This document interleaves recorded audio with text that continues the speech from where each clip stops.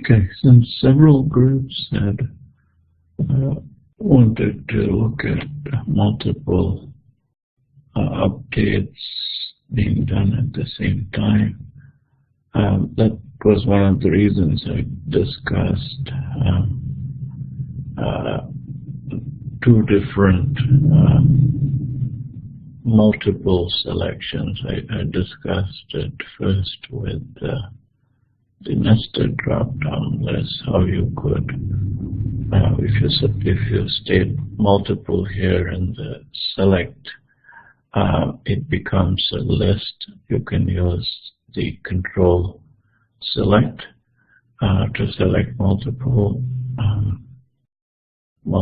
values from the list. The second is the selected list that we went through, where we said we are looking at the checkboxes to select, and obviously when we are processing it, we use the name of the variable, like courses, and you have multiple of them. That's how, if you look at the controller, the department controller that we were working with, let's see, right here, department,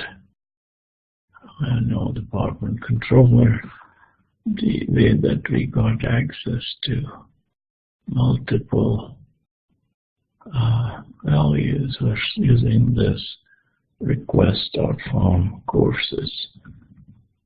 So the same thing applies to the drop-down list, because there is a name for that object, and that name you can use for all the instances. Okay, so so we will apply that principle for, I'll close out what we don't need.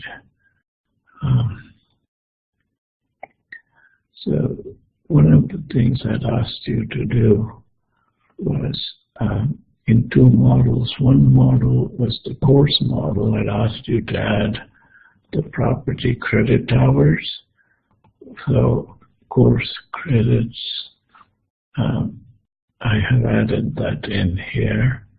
And the second is, second class was I asked you to add capacity and enrollment. I used this to discuss the Morris charts, which I either record or discuss next Tuesday. But what I wanted to discuss was the multiple updates for course credits. Okay, and when I created the course objects, I didn't create it with the credits being given. Okay, so if I were to run, I basically added a migration. So if I were to, I'll just go ahead and do update database migration 0. So I'm going to clean it up, move it forward, and then populate. But when I populate, this course credits should be 0 because there's no value that I'm giving. So that means I have to update all of them. Instead of updating them one at a time, I show you how we could update multiple of them. Or in this case, I'm going to do all of them. Okay.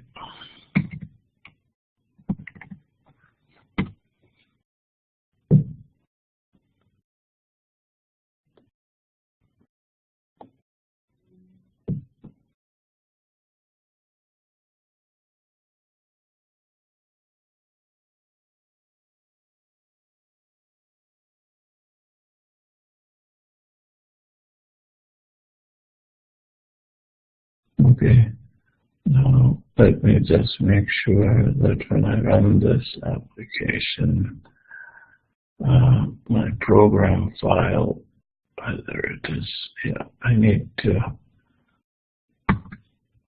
have this uncommented to be able to populate the tables.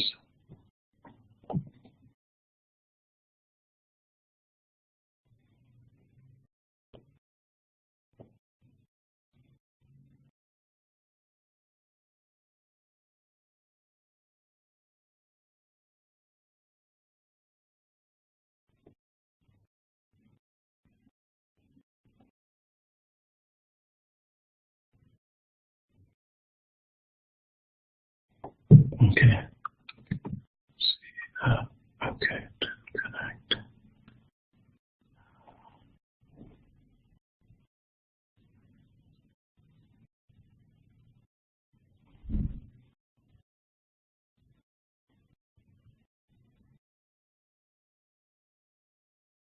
Okay, my main aim there was to populate the database, and I'll open up the database so that you can see that the course credits actually, I didn't give a value, so you see what values are there in the tables that got created, or the column that got added. Okay, so let me just go into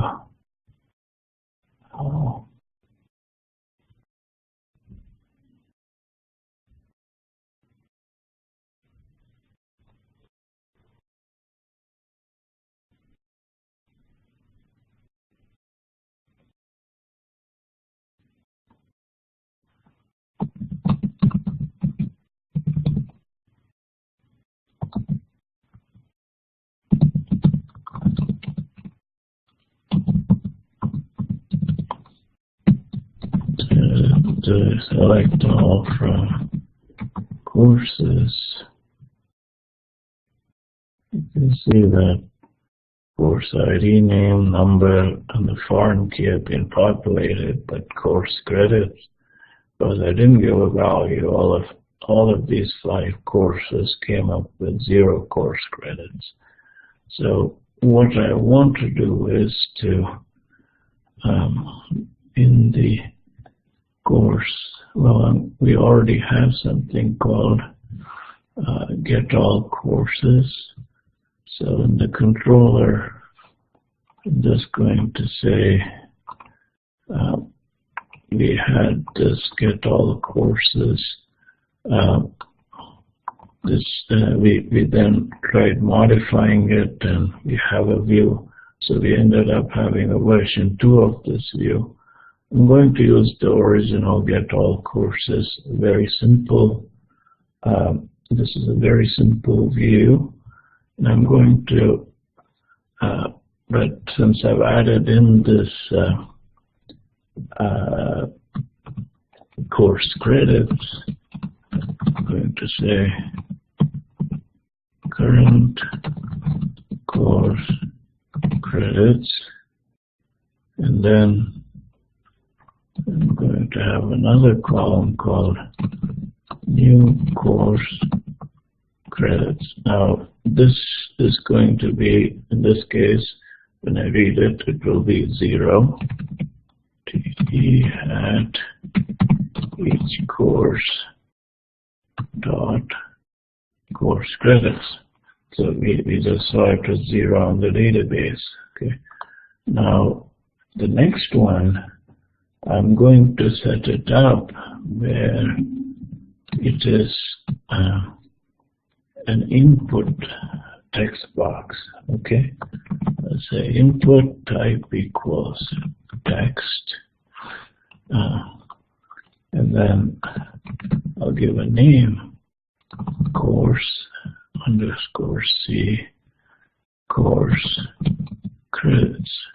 So I can refer to all of the values that are coming in using this course credits, much like we did with when we were processing, remember, the course IDs that were coming in from the checkboxes, multiple checkboxes. We could do that request.form. So we are going to do something very similar with this text box.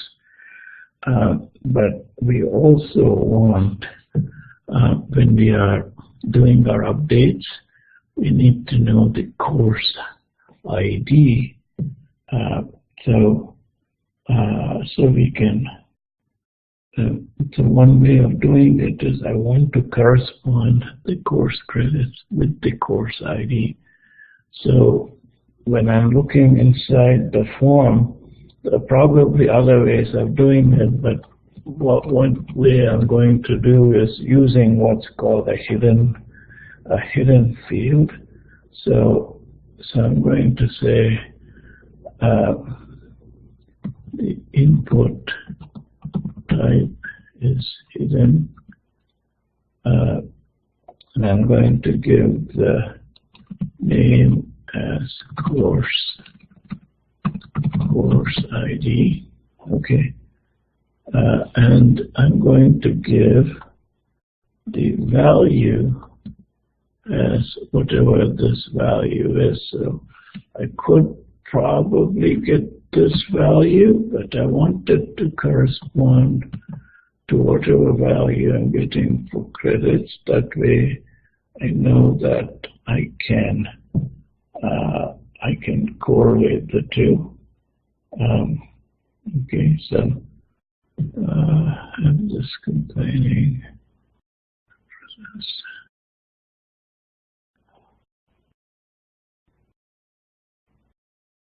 Okay, so it's saying it's editable field. Can we get something else? So, okay, okay, I'm going to go with this for now, and then I'm not closed this tag yet. Yeah, it should be fine. Yeah.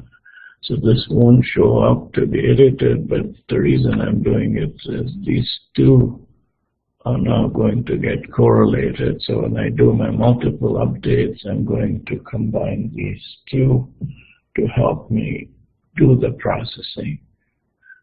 Okay, now this is what's going to show up.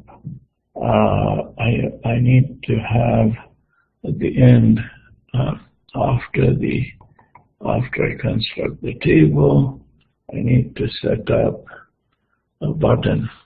Okay, and not only do I need to set up a button, but I want to send this entire, whatever I have as my table, I want to send it as a form. Okay, so I'll set up a button below the table. I'll just say a simple button that reviews multiple times, button type equals submit, and then class btn default or primary. I think those are the two we have tended to use. Then I would say that, well, the text is update courses. Okay. Now this entire, whatever I have here, I'm going to encapsulate it as a form. Okay, so I'll say form action. And what's the action that I want to take? I want to update course credits, and the method is a post method. Okay, so this form encapsulates everything down past the button, and if you want to make this specific, it's not just updating courses, but updating course credits, but the same concept can be used for updating multiple of anything. Okay, so this is our view. I just modified the get all courses view, which we have already had. I need to set up a method. It's going to be very similar to get all courses.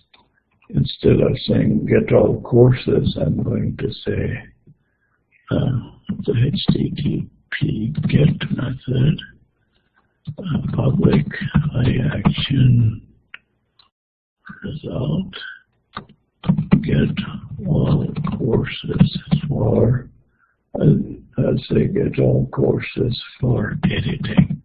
Okay, and so this is going to be a list of course objects. Let's call it course list. which comes from the database. So database.courses.toList. Course here. Okay, so I have my list of courses. I need to return a view. And the view is to let's get all courses, this one here. Okay. So I need to send get all courses, and I need to send the course list. Okay. Now if I were to run this, one of the things to reduce the time it takes to run, I'll just comment this out.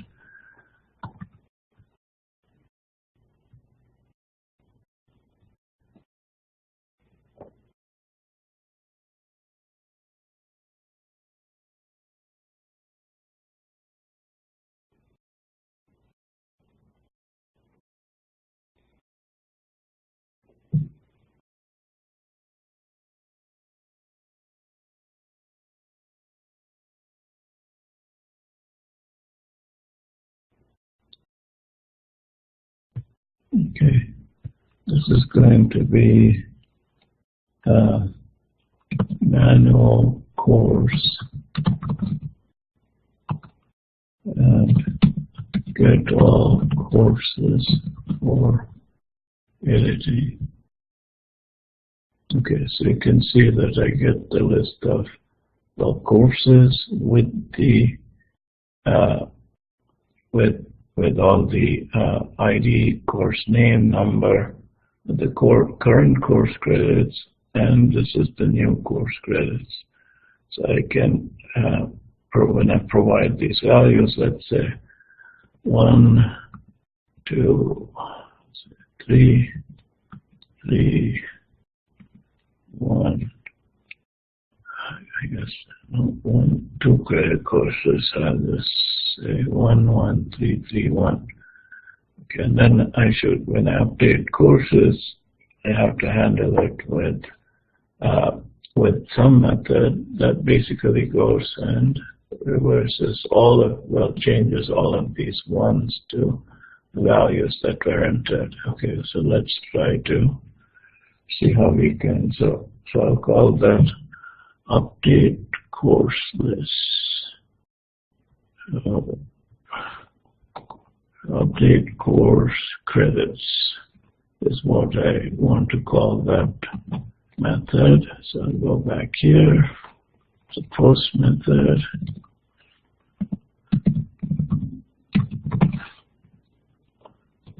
Public action result, update course credits. Okay, now I'm going to return the view, which is going to be very similar. Get all, well, I could, I guess, just redirect. So you can either have one of two options. I can either try to return the view, or I could redirect to action and specify this action within quotes, get all courses for editing. So it would basically go through that. So that, but in the meantime, initially I have to do a lot of the processing. And now this is where my using of the names here for the text course credits and hidden field course ID comes into play. Okay, so what I'm going to do is, just as I did with the checkbox list, I'm going to use request dot from, and I'm going to say get me all the course credits. And if you remember, this is a list of strings, so I could receive it in a list of string course credits list. Okay, and then I'm going to have an adjacent request dot form. And this is going to be the course IDs. Okay, course IDs. Well, I called it course ID in the views. I have to use exactly the same name as what I have here. Okay, so let me go back here and say this course ID, and this is also a list. It's a string list. List string course IDs, or course ID list. This is so I have my two corresponding lists of IDs and new course credits. Okay, so what am I going to do with this? There are probably, again, a couple of different ways of doing it, but I'm going to set up a simple for loop to do this processing. So I'm going to say for int index starting from 0, index less than course credits list dot is the count. Yeah, either the count property or the count method, and I'm going to increment the index each time. Okay, so what I want to do inside this for loop is just I want to get each of the course IDs, each of the course credits. Okay, I'll take one at a time, and then I'll find the course object and update the course credits. Okay, so let's see. Say int course ID convert to int 32. That's, I guess, the Unicode 32. Let's go with this. So I want to convert the string of course ID list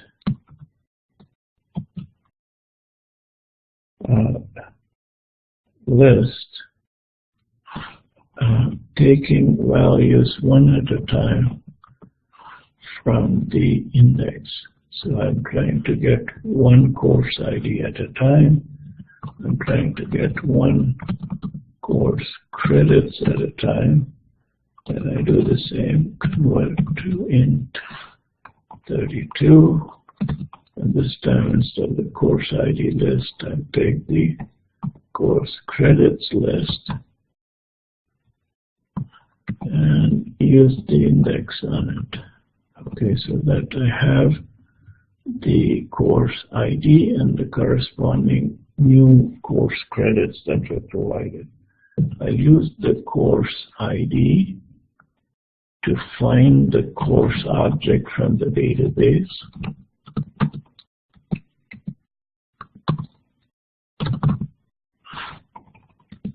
Use the find method whenever you have the ID. That's the simplest way to get the object. Okay, so I now get the object, and I have to make changes to the course credits. So I'll just say course credits are equal to these course credits, right? So I got using this ID, I got the course, and then went into course credits and set it equivalent to this course credits. Okay, so now what I need to do is go to the courses table in the database, database.courses.update, and I want to update the course object. And finally, remember, you have to change the same changes that you made. Okay, so this is what we have inside the loop. Get a course ID list. Remember, it is you're getting the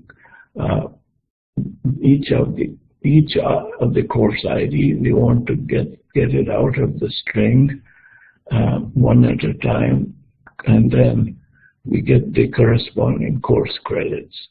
And once we have those two, we can get the course object and then set the course credits to the new value for course credits.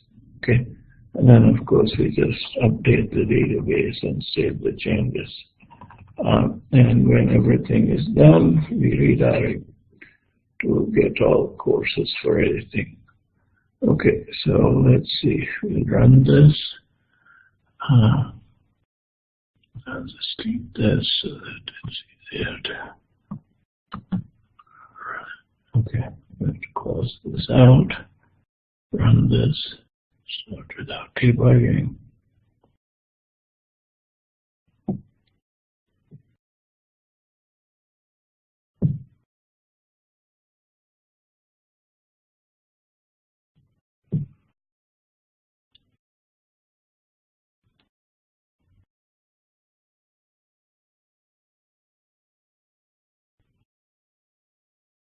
Okay, so see, I just copied it.